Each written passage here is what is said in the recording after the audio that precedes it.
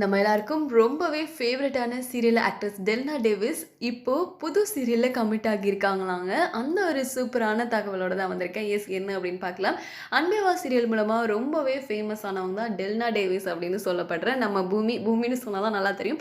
So பூமியோட role எந்த அளவுக்கு சூப்பரா இருந்தது அப்படின்னு தெரியும். அதுவும் வருண் பூமி அப்படின்னு சொல்லிட்டு வறுமைக்கான அவ்வளோ ஃபேன்ஸ்லாம் இருக்காங்க. ஸோ இப்படி இருக்க நேரத்தில அந்த சீரியல்ல வந்துட்டு பூமிகா விலகிட்டாங்க. ஸோ அந்த கேரக்டர அப்படியே எண்ட் பண்ணணும். வேற யாரையும் போட வேணாம் அப்படிங்கிறனால அவங்க சீரியல்ல இருக்கிற மாதிரி கதையை முடிச்சுட்டாங்க.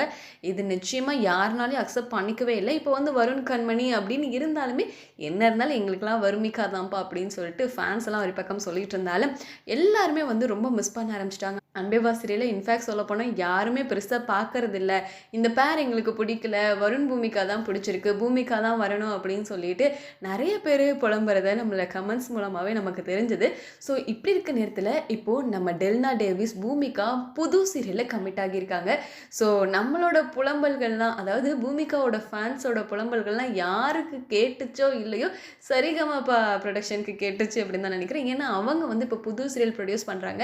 அதில் டெல்னா டேவிஸ் ஹீரோயினா ஒப்பந்தமாகியிருக்காங்கன்னு கேட்டதுமே செம்ம குஷியாக இருக்குது எனக்குலாம். ஸோ சீக்கிரமாகவே நம்ம டெல்னா வந்து புது பரிமாணத்தில் நம்ம பார்க்க போகிறோம் அப்படிங்கிறது ஒரு குட் நியூஸ் அப்படின்னு தான் சொல்லணும். ஸோ இதை பற்றி நீங்கள் என்ன நினைக்கிறீங்க அப்படிங்கிறத கமெண்ட்டில் சொல்லுங்கள். நம்ம பூமிகா திருப்பி வந்தால் நீங்கள் எந்தளவுக்கு சப்போர்ட் பண்ணுவீங்க அப்படிங்கிறதையும் சொல்லுங்கள்.